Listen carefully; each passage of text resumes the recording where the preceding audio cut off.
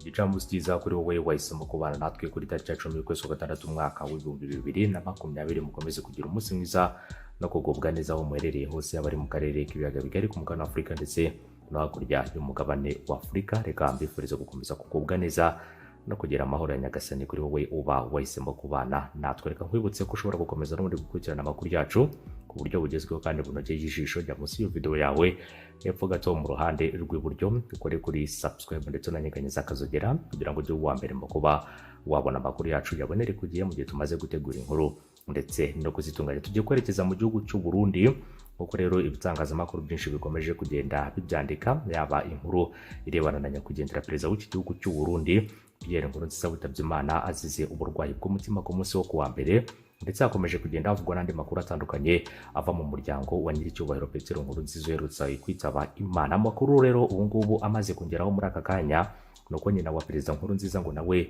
yaba amaze kwitaba Imana nyuma y'urupfu rw'umuhungu we, kuko amakuru atugeraho aturuka mu gihugu cy'u Burundi itangaza n'amakuru afitiwe gihamya yemeza ko nyuma y'urupfu rwa perezida Pierre Nkurunziza mama we umubyara ngo nawe yaba yitabye Imana. Nyuma yaho inkuru ibaye ikimomo ko uwari perezida w'u Burundi nyakwigendera Pierre Nkurunziza yitabye Imana azize indwara y'umutima nk'uko byatangajwe na guverinoma y'u Burundi. Kuri ubu ngubu amakuru atugeraho afitiwe gihamya aturuka mu imbere mu nzego z'ubutegetsi mu gihugu cy'u Burundi, aravuga ko na nyina umubyara amaze kwitaba Imana ngo akaba aguye mu bitaro by'Ingozi aho yajyanweho ku munsi w'ejo ku itariki ya 9 Kamena 2020 nyuma ngo yo kumva ko umuhungu we yitabye Imana. Uyu mubyeyi akaba yaraje gufatwa n'icyo nakwita nka shoke cyangwa se kuba umutima nawe ushobora kuba waragize ikibazo uyu mubyeyi, ariko nanone bigaturuka ku kuba umwana we yaramaze kwitaba Imana nawe akaza kujyanwa mu bitaro by'Ingozi ari mu gihugu cy'u Burundi. Hari n'andi makuru yo kwizerwa ngo avuga ko Denise Nkurunziza n'umufasha wa nyiricyubahiro Petero Nkurunziza ngo uyu mufasha nawe wa nyiricyubahiro yaba arembye bikomeye kuva yagera i Burundi akuye muri Kenya aho yari arwaye. Uyu mufasha wa nyiricyubahiro Petero Nkurunziza yajyanwe muri Kenya ku itariki ya 28 mu kwezi gushize kwa gatanu, aho rero yavuze ko yagiye kwivuza indwara itarigeze itangazwa kugeza na n'uyu munsi. Gusa amakuru ya hafi aturuka muri bamwe mu bategetsi bo mu gihugu cy'u Burundi imbere muri guverinoma aravuga ko uyu mufasha wa nyiricyubahiro Petero Nkurunziza yaba yaranduye icyorezo cya COVID-19 ndetse n'abandi bose bo mu muryango wa nyiricyubahiro Petero Nkurunziza bakaba baraje gufatwa n'iki ndwara ya COVID-19. Inkuru ijwi rya Amerika yari yabanje kwandika mu gitondo cyo kuri uyu wa gatatu yavuga ko rero uwo mubyeyi nawe yaba yaranduye icyorezo cya coronavirus. Abaganiriye nayo bavuze ko ejo hashize uyu mubyeyi yajyanwe mu bitaro bya Ngozi igitaraganya aho yararwariye mu cyumba cya nimero 6 ku birebana na nyina wa nyiricyubahiro Petero Nkurunziza. N'ibiki biri kuba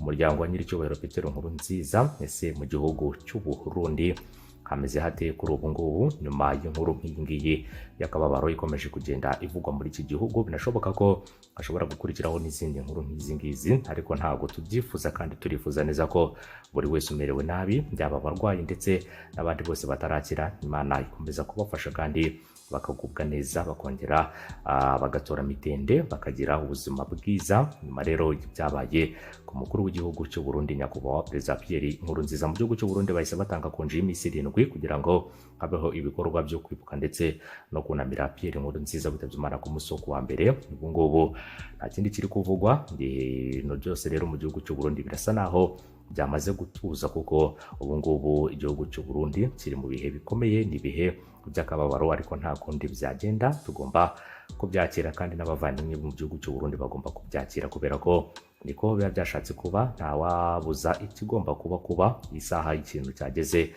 isaha iba yageze, isaha y'umuntu yageze, nta kintu kimwe gishobora guhindura ibyavuzwe cyangwa se ibyatangajwe. Ibyo byose rero tugomba kubyakira kandi tukabyakirana umutima wo kwihangana kuri buri muntu uwo ari we wese. Muri kamere ya muntu bibaho ko umuntu ashobora kubabara akagira ibihe nk'ibi ngibi bikomeye, ibihe by'akababaro, ariko nanone ikiza kiruta ibindi byose ni ukubyakira kandi ukumva ko byakubayeho ari ibintu bisanzwe biba mu buzima busanzwe bwa buri munsi, ugomba kubyakira nubwo ari ibintu biba bitoroshye habe na gato. Umufasha wa nyiricyubahiro Petero Nkurunziza nawe urumva ko yamaze kururuka akagera mu gihugu cy'u Burundi nyuma yo kumva ko umugabo we yitabye Imana, nubwo uyu mubyeyi nawe atameze neza, ariko birashoboka ko ashobora kumera neza nyuma yo kuza akitabwaho n'inzego z'ubuzima. Nabo rero nibakomeza kumwitaho ku buryo bukomeye cyane, nawe araza koroherwa ku birebana n'umufasha we nyiricyubahiro Petero Nkurunziza. Gusa ntabwo twakwifuza ko nawe rero ashobora kuba yaremba,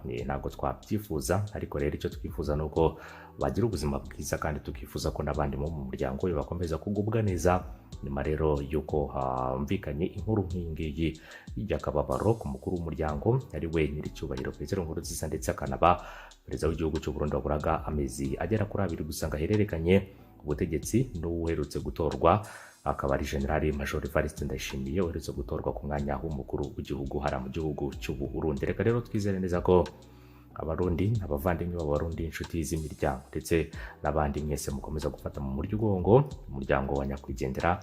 Ikindi kandi tubifurize gukomeza kugira ibihe byiza. Hakomeje kugenda hatangwa ubutumwa bwihanganisha umuryango wa nyiricyubahiro Petero Nkurunziza, aho umukuru w'igihugu cy'u Rwanda Paul Kagame nawe ari umwe mu batanze ubutumwa bwihanganisha umuryango, cyane cyane mu izina rya guverinoma y'u Rwanda ndetse no mu izina rya guverinoma y'u Burundi. Nawe ku giti cye akaba yihanganishije abarundi bose ndetse no mu muryango mugari wa perezida nyiricyubahiro Petero Nkurunziza. Si umukuru w'igihugu gusa cy'u Rwanda, kubera ko n'abandi bayobozi bagiye batandukanye barimo perezida wa Tanzania akaba ari John Pombe Magufuli, akaza perezida wa Kenya Uhuru Kenyatta, akaza perezida wa Repubulika Iharanira Demokarasi ya Kongo Antoine Felix Tshisekedi, nawe akaba ari umwe batanze ubwo butumwa bwihanganisha umuryango wa nyakwigendera. Ntabwo haratangazwa igihe azashyingurirwa, kubera ko ubu ngubu rero umubiri we ukiri mu buruhukiro, aho yitabiye Imana ku bitaro bya Kirusi hariya rero mu gihugu cy'u Burundi. Akaba ariho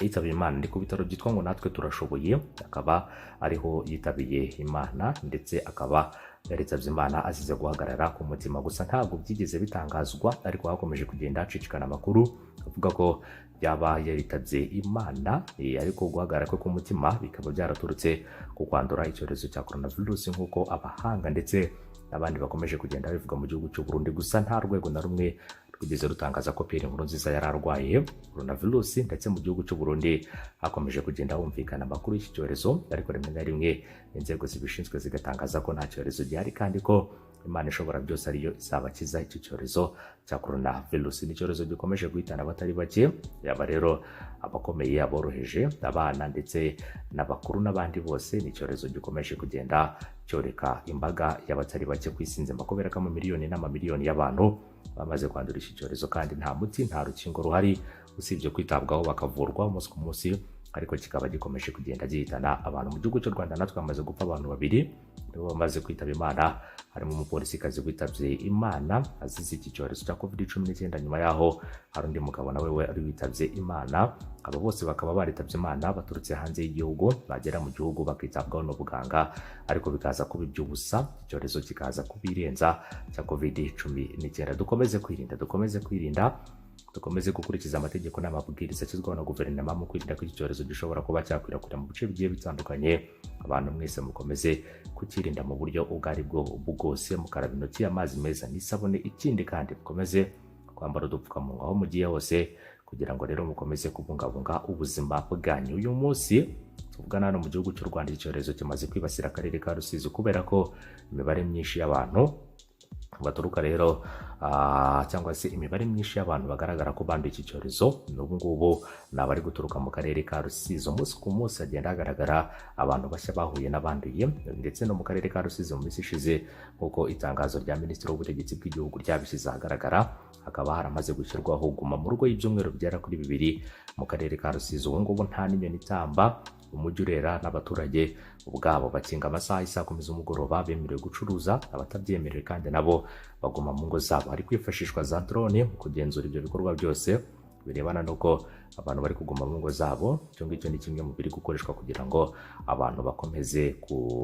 kwitabwaho ko bikwiye. Ikindi kandi bakomeze gushakishwa bahuye nabo, kugira ngo iki cyorezo barebe uburyo bashobora kugihashya burundu hari mu karere ka Rusizi ndetse no mu gihugu cy'u Rwanda. Gufatanyiriza hamwe intwari ikomeye yo gutsinda iki cyorezo, ariko kumva kurikiza amategeko ndetse n'amabwiriza nayo ni iyindi ntwaro yo kuba abantu bashobora kuba bahangana n'iki cyorezo kandi bakagitsinda mu buryo ubwo ari bwo rwose reka rero mbashimire twihanganishe bikomeye abagize ibyago n'imiryango yabo, dukomeze kwihangana, ni inzira twese tuzayicamo uko byagenda. Umunsi w'umuntu iyo wageze uba wageze, cyavuzwe ntaho kizajya, ibyavuzwe byose bigomba gusohora, igihe kigeze kirasohora.